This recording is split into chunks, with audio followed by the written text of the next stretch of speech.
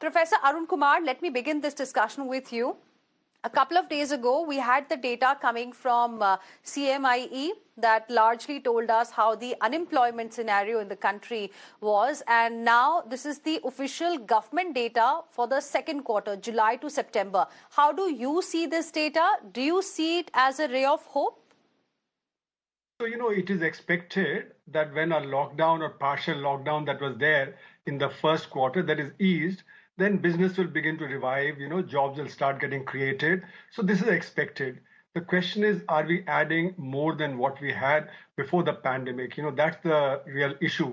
Because you see, before the pandemic itself, the unemployment rate had reached the high of 45 years in terms of percentages. The second point I like to make is that you see in India, the unemployment data is very, very problematic. Because in India, you don't have social, security. So if you lose a job, it's not that you're going to get social security and therefore you don't need to work. So as soon as you lose a job, you start looking for something, you do some self thing, you drive a rickshaw, or you push a cart or do headload work. So you get counted as employed. But this basically is really a problematic thing because you get only a few hours of work in the day. So there's a huge amount of underemployment that's there.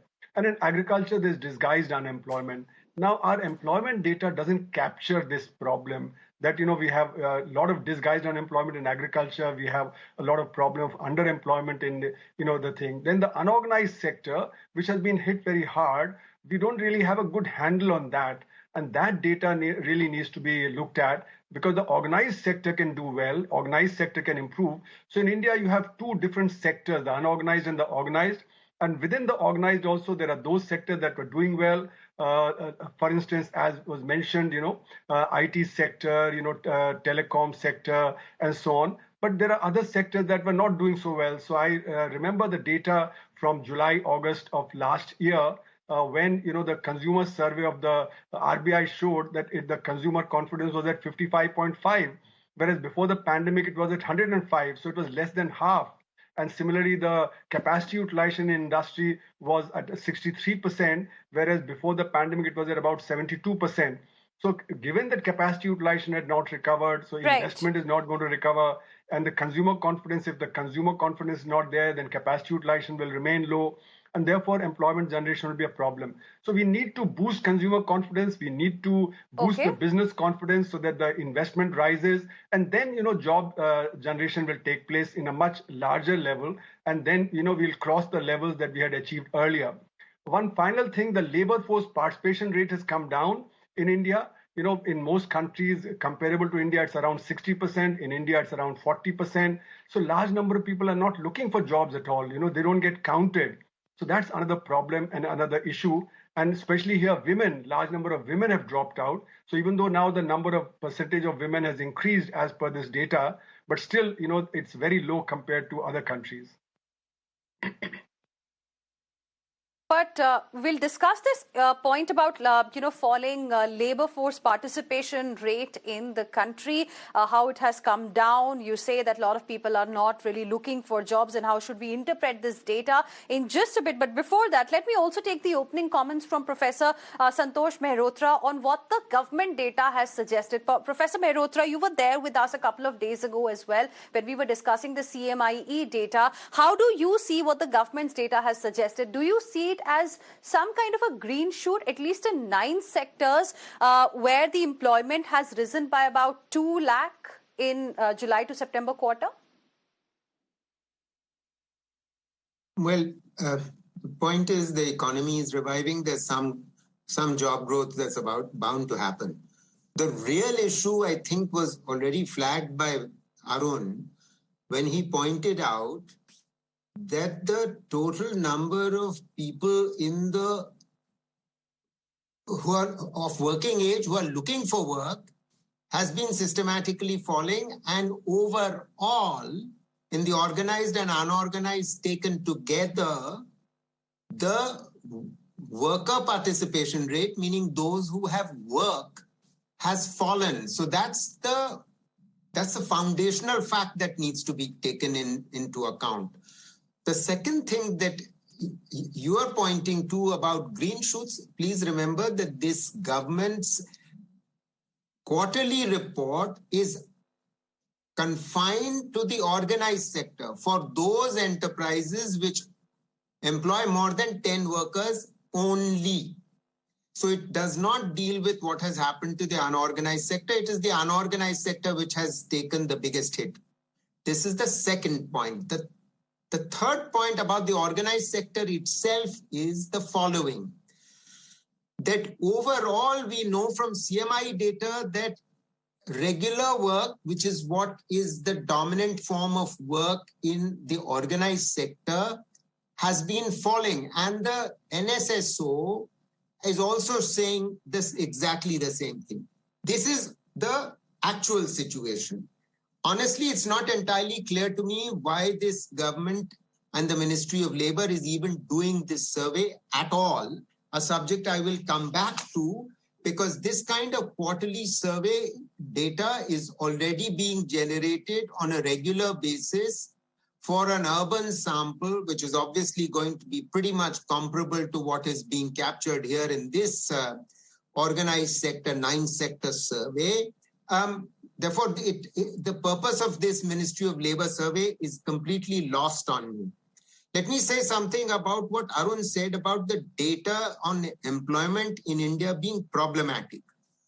I think this is an inappropriate use of word by Arun. I don't think he meant that.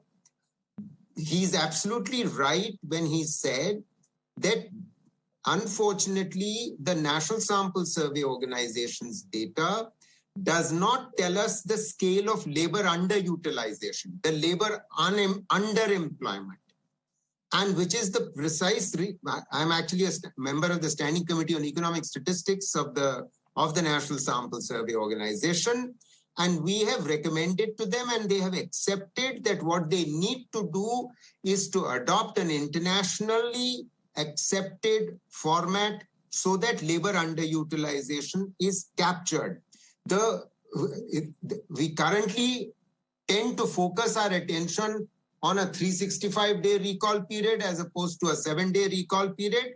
We have to focus on a 7-day recall period, which is the international standard. And we have to add questions about labor underutilization.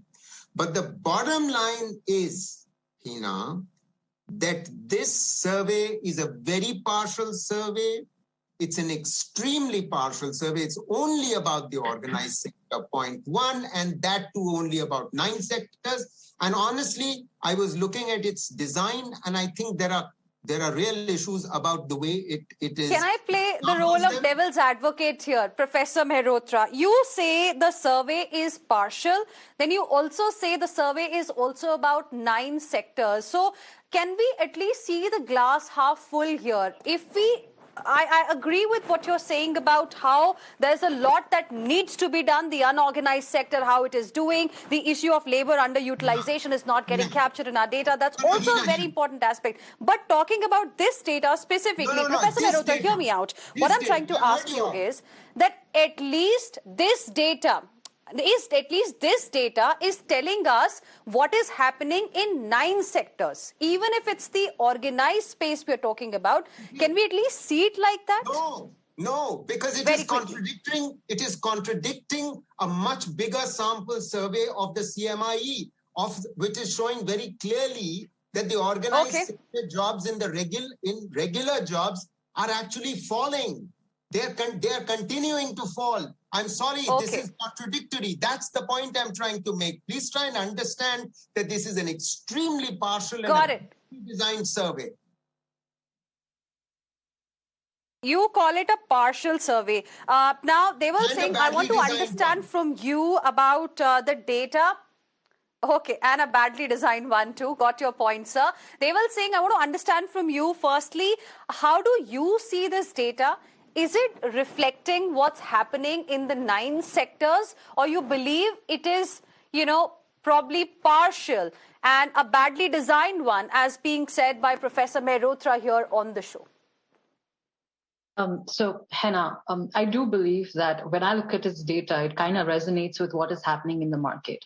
One of the core jobs that I do at TeamLease is to supply jobs, and it's my job is to give jobs. And I can actually resonate with the data of the government that the Q2 of this year has been quite bright.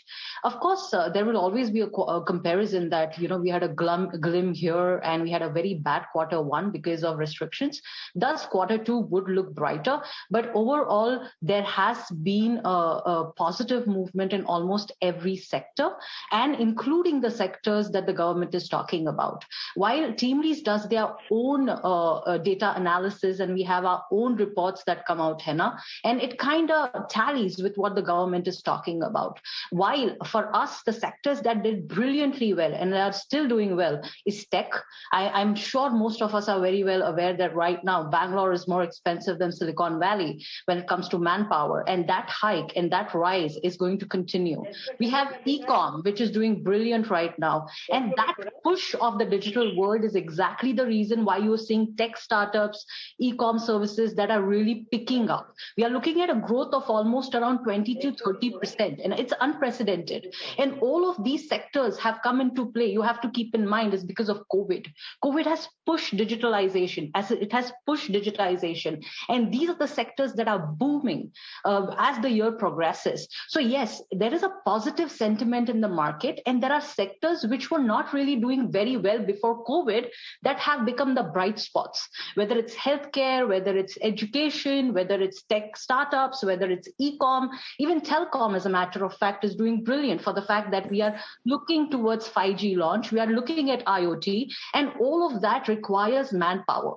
While there will always be a debate around the organized sector and the unorganized sector, which I agree with the panelists that there is a bit of a unbalance between the two. But what you see in the labor participation movement, that there is a reduction in those numbers, you have to keep in mind that COVID has pushed in skills which are very different from what we are traditionally used to, and that skill mismatch and that learning of new skills is going to take a little time. So that could also drive a bit of low participation in the market. But I do believe that corporates and companies are investing in ensuring that those skills get into the labor workforce, whether it's the government, whether it's private sector, and that's going to lead to ensure that there is always employment happening, and there is a constant rise happening across sectors. So going back to your core question, Henna, I do believe there is a positive sentiment across sectors. I do believe that government's report kind of resonates the TeamLease report. But yes, there could have been more sectors captured, especially under manufacturing, which looks very ambitious in the government report. And we do believe that manufacturing took quite a bit of hit during the COVID year, but now it's settling in and things are looking brighter for that sector. Okay, so you are of the view that probably this indicates that some green shoots were visible, at least in the second quarter. Of course, we'll have to see what happened in the third quarter, because then Omicron came into our lives and into the job market as well. Now, Mr. Praveen Khandelwal, what is your reaction on the data that has been released by the government? Is it indicating what's happening on the ground? Is it in some way reflecting the reality? Well, first of all, let me correct my friends and you as well that we have been wrongly categorized as unorganized sector. We are not organized, rather we are self-organized sector. So I will request my friends to correct themselves that we are the most self-organized sector of the country. Don't tag us with any unorganized label. Yes. Point number two is, I fully believe that the data, I do not agree with the data, whatever the government is quoting or CMI or any other organization is quoting, because ultimately they are not going down the level. As one of my friends was saying here on panel, they are most concerned about the so-called corporate sector. They are not looking at the business opportunities what we are envisaging in our self-organized sector. Whether that sector has been included in the data or not, I believe certainly not. because they don't have any reach to that sector, and nobody has even tried to reach out to that sector. I'm sorry, I would be little blunt that all these reports are being manufactured in AC rooms where you have a computer and all those things, and your enumerators are looking on one sector or the other, which is connected with digital technology. If we have to take the entire economy into consideration, then you have to go to the hawker section also. You have to go to the MSME sector also. You have to also go for self-organized sector also. You have to also go for the transport, that is the logistics sector also. And I may be perfectly right that all these four sectors what I'm talking about has not been taken into consideration. There may be losses, there may be business opportunities, but then it poses a question mark on the entire authenticity of the data. My point number 3 is that what the government or the other organizations are doing, and when I say government, it means both central government and state government, to provide better business opportunities so that better business employment is available to the people. And we have to come out with our mindset of depending upon the foreign companies, that only the foreign companies are capable to provide employment. This mindset is totally not acceptable. Our own corporate and non-corporate sector is competent enough to provide more employment facilities. We 8 crore traders are providing employment to 25 crore people in the country. And who is looking after our sector? No. And my last point is that the Ministry of Labour has got no mandate to carry out such a survey. Rather, it should be the Ministry of Commerce, which has the reach to all these sectors, whether it is e-com, whether it is direct sale, whether it is retail trade, whether it is corporate trade. So therefore, my humble submission is that these data are those data which can easily be manufactured. These are not the real data, and if for real data, we have to go down the level. Okay, interesting points there. Professor Aman Agarwal, do you think it's time now that, we have data for not just the organized sector, but as self-organized sector, as Mr. Praveen Khandelwal calls it, also coming out so that we get a clear picture? About India's job market, because we usually look at data either what the NSSO gives us or what the CMIE gives us. For example, this government survey that it's only covering 9 sectors, but not really telling us across the country how is the job scenario. I agree with you that the wider the database which is there is always better to have calibrate and understand what is the exact scenario. But you have to have a beginning somewhere, and then you expand the data set. It is not that day one can you expand the data set. Like Santosh said, it's 10 numbers and more of people employed survey data which is being considered. Certainly, hopefully, going forward, they will go down. I remember when the government about 2 to 3 years back came out with startup data, and DIPP came out and a couple of other agencies came out, then large number of people started saying it's only startup. What startup data are we talking about? How much do they really employ? What is the kind of base are they employing on? So you see, every data can be criticized on one point or the other.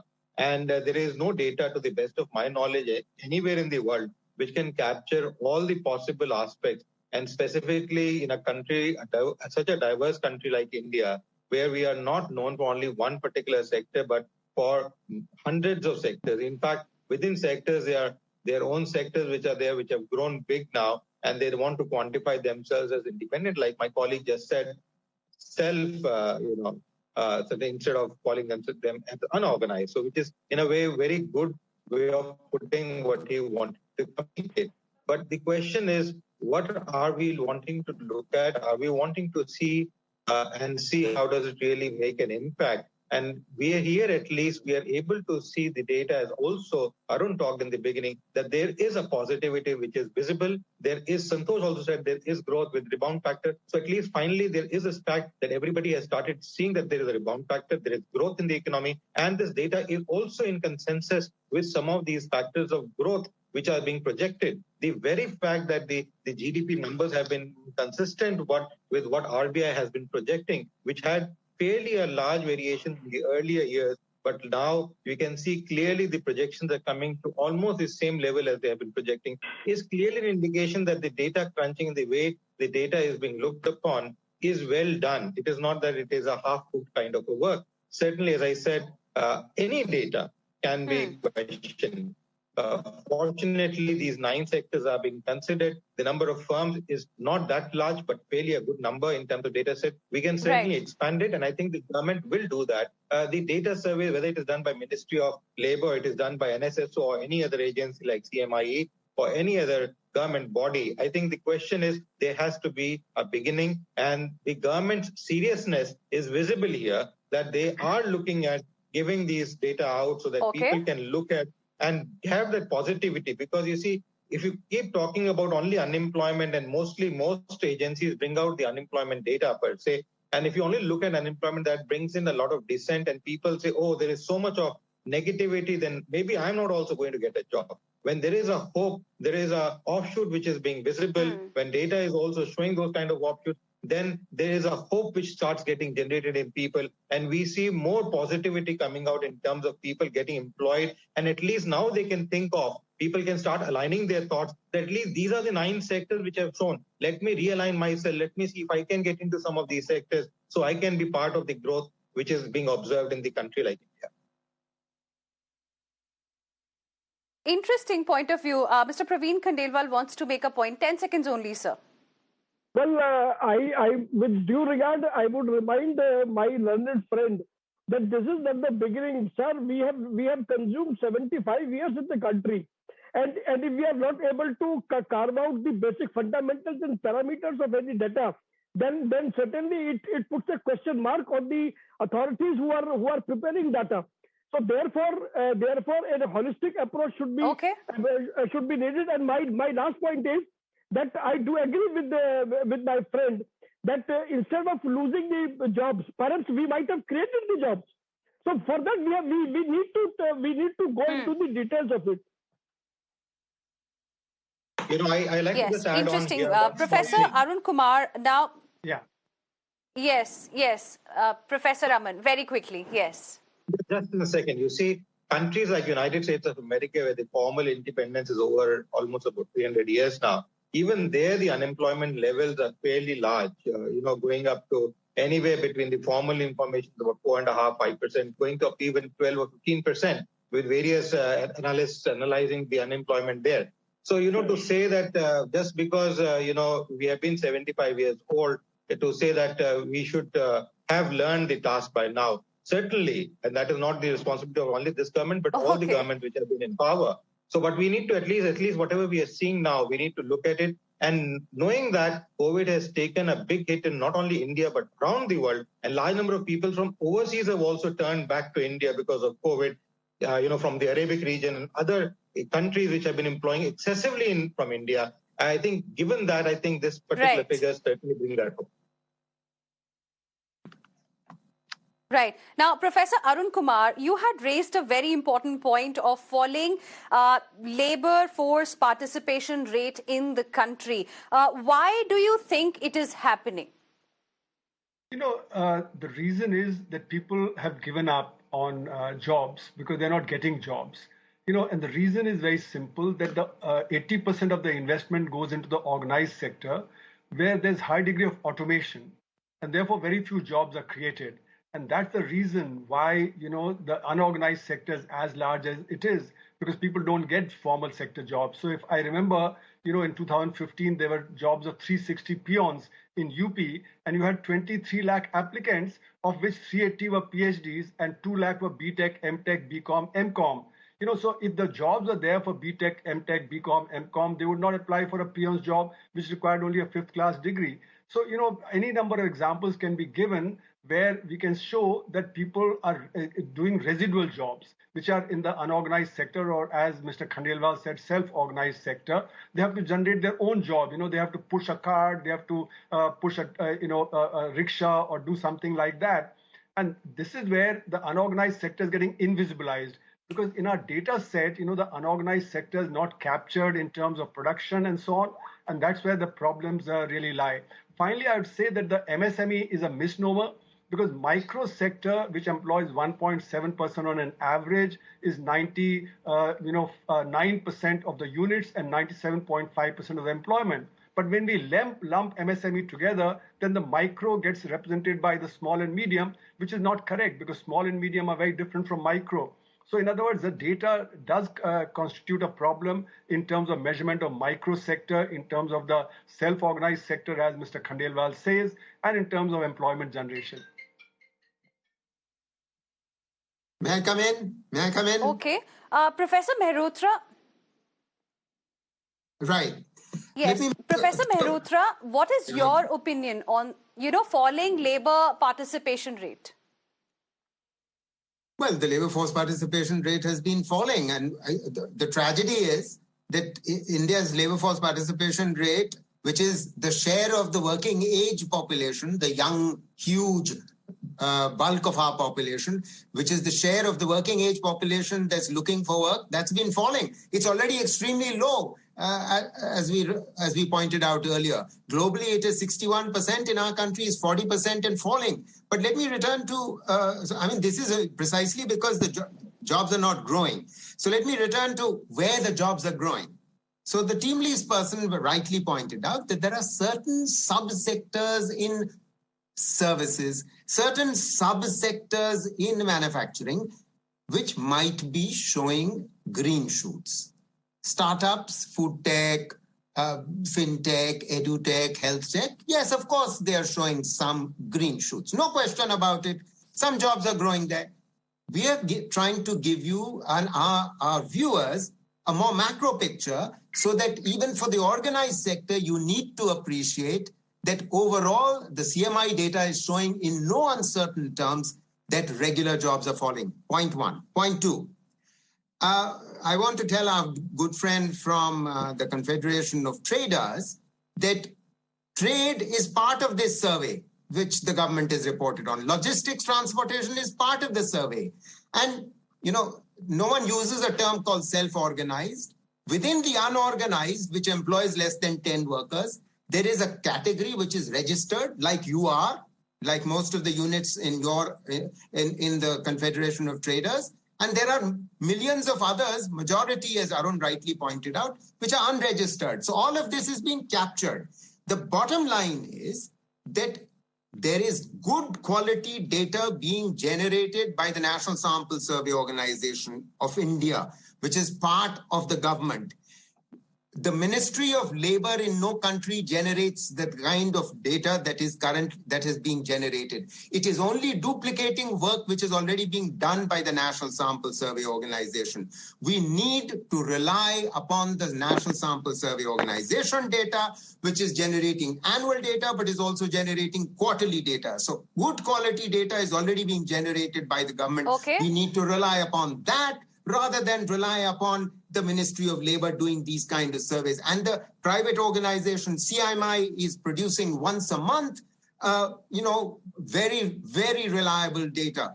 I agree that the National Sample Survey Organization should be generating its quarterly surveys more frequently. But the bottom line is this, that unlike what Aman has tried to tell your viewers, that there is no country in the world where you can capture all the sectors and all the workers. The fact of the matter is, the statistical design called a sample survey can be prepared, which is representative of all sample, of all sectors and all types of workers. And that is exactly what Why is it not happening then, Professor Mehrotra? Why is it not being done then in the country? I remember a couple of days ago when we started talking about the job crisis in the country at that time, what was the argument? That we do not even have the data to tell us what is the current job market like in the country, how many jobs are getting lost. We used to get data, 3-4 years later. But now at least some kind of data has started coming in. Why, in your opinion, it's not happening? I'm sorry. Yes. That's completely mistaken view. That's a completely mistaken journalistic view. I'm telling you that for the last 3 years, the government, the Ministry of Statistics, the National Sample Survey Organization has been generating annually a survey. Point 1. Point 2, it is also generating. I'm not talking about what happened in the last 3 years. I said a couple of years ago. I did not talk about the last 3 years. Of course, last 3 years, data has started coming quite regularly. EPFO data, NSSO. No, hear me out, Professor Mehrotra. You questioned my journalism. Let me tell you, a couple of years ago, I'm here talking about 4 to 5 years ago. At that time, we did not have proper data coming out from the government side that could tell us how is the job scenario in the country. The only data we would rely on was what CMIE was bringing to us every time, and what TeamLease and other such institutions were bringing to us. You are right. Hina, you are absolutely right. But that situation has changed dramatically in the last 3 years is what I'm trying to say to you. That there is now an annual survey being brought out by government. In addition, there is a quarterly survey. Why is the Ministry of Labour bringing out yet another quarterly survey? In addition, the CMI is bringing out, once a month, the data on employment. We have good, solid data, including on labor underutilization. CMI is actually generating data on, the underemployment that Arun was talking about. So we are perfectly capable of doing it. I am making a larger point that unfortunately the picture is unnecessarily being muddied by the Ministry of Labour by generating this new quarterly survey, which cannot be compared to anything that the government itself is preparing. That's what I'm trying to say to you. It doesn't give you a complete picture of the very sectors that it is trying to look at. It doesn't even give you a complete picture of the organized within that. Yeah, this is the problem I'm raising about this data. Yeah. The government's doing Mr. a thoroughly Praveen good job Khandelwal about wanted to come in while collecting you were speaking, Professor Mehrotra. Well, Finally, the data again, is being collected, sir, at least. Yeah, even if again, it started 3 years ago. Again, I would like to disagree with my learned friend. Of course, what he said that every sector has been taken into consideration might be there may be a cosmetic touch, but I represent 40,000 trade associations in the country. Not even a single association told me that one enumerator has come or NSSO has contacted them. So they have contacted whom? This is the basic question. Precisely my point. Badly designed survey. Precisely my point. Badly designed survey. So a better sample size that covers more and more sectors is what the government must also consider. That's an important point. I would also now go across to Deval Singh. Deval, talking. Sir, one second. They will now, as Professor Arun Kumar had mentioned earlier, I really want you to tell us what could be the reason behind the falling labor force participation rate, because that's a cause of concern. It's something that even CMIE has raised many a times, that, large number of people are not even looking for jobs. What is the reason? Is it because they are starting their own businesses? Because we don't know what's happening in the so-called self-organized sector, as Mr. Khandelwal is calling it. Why? Why have people stopped looking for jobs? Is it the COVID impact, or there's something else, or AI eating into their jobs? I think there are multiple factors, Henna, in this. I think you've touched upon quite a bit of it, and I do agree with you to a certain extent. I think when I was talking, some time back, I did tell you the digitalization push and the digitization push is reducing jobs in the market. And there's a skill shift that is coming into play, that all of us are not equipped to really do those jobs. And that might be the reason why the youth of India might be feeling a little intimidated to get out and do what they need to do to seek a job. On the other hand, COVID impact is true. I mean, you are used to working from home, you're used to having this, laid back life per se, and to get yourself back into the game takes a little while. And that impact is also being seen into the market, where people are not not really aware that the boom is there, the requirements are there. Get out, do your bit, and you will get a job. And I do believe one thing that I don't think we've discussed so far, but you did touch upon it, is female participation ratio. That has drastically and dramatically gone down, which is also impacting the overall participation number. For the fact that women this year did resign a lot, they kind of took a step back from whatever careers they had because of extreme amount of domestic pressure and pressure at work, which also played in the overall participation of labor force in India.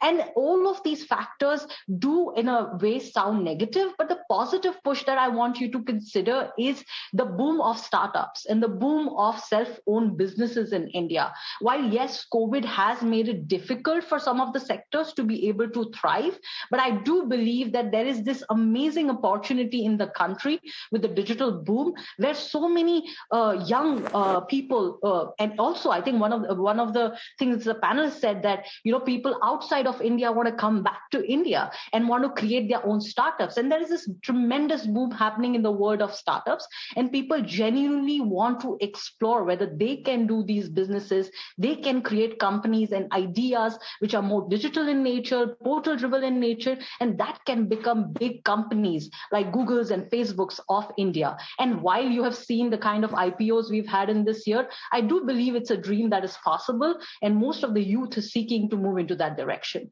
So these might be some of the reasons that have reduced the participation, but I do believe it will levelize in the next year or so, Hena.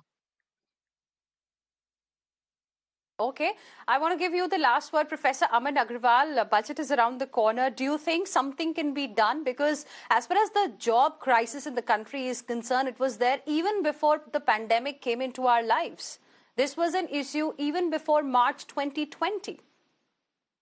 You see, the thing is, the jobs is a key concern area, not only for India, but all economies around the world, and not for now, for almost over 100 years now. It's not something which any government could come out and say that we have done the bit in terms of creating the required jobs which a country needs.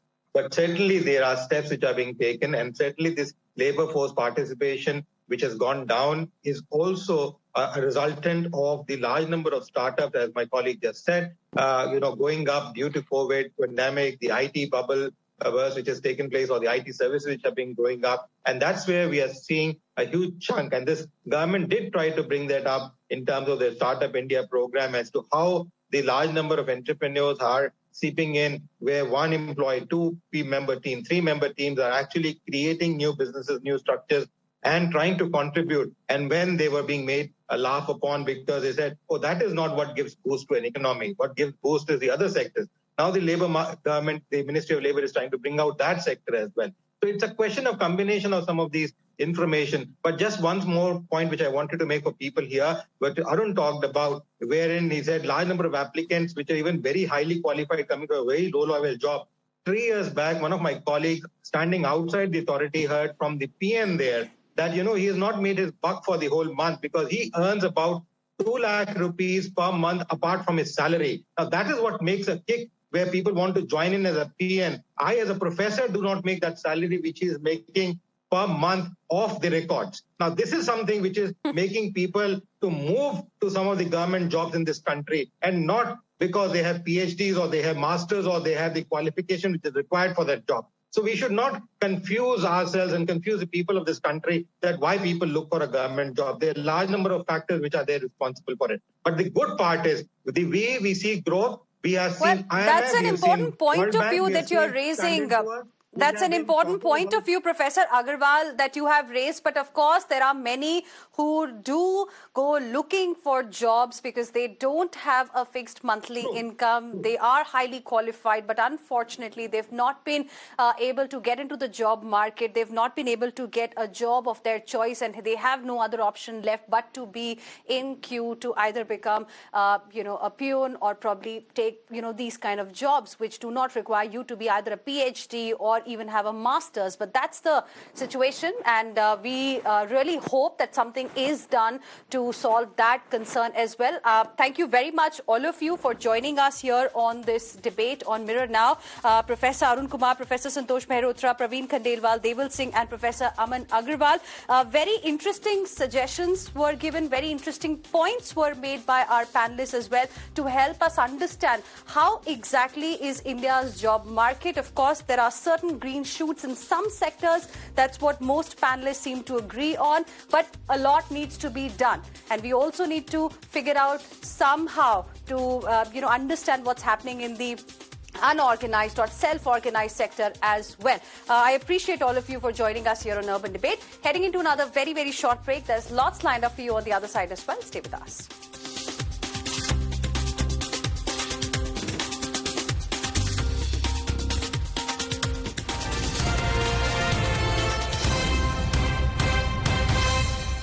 अब हम हैं competition के final stage पर. What is the capital of Czechoslovakia? Mahir. Prague. Absolutely correct answer. Solve 1 plus 2 plus 3 plus 4 into 0 plus 5. How much is that? Mahir. 11. And our winner is Mahir. आप जैसे बच्चे जहाँ जाते हैं शाइन फैलाते हैं. आपकी इसी शाइन को बढ़ाए 100% ईरानी हमदर्द रोगन बादाम शरीर. इसके 100% आमंड ऑयल में स्ट्रॉन्गर बोन्स और शार्प माइंड.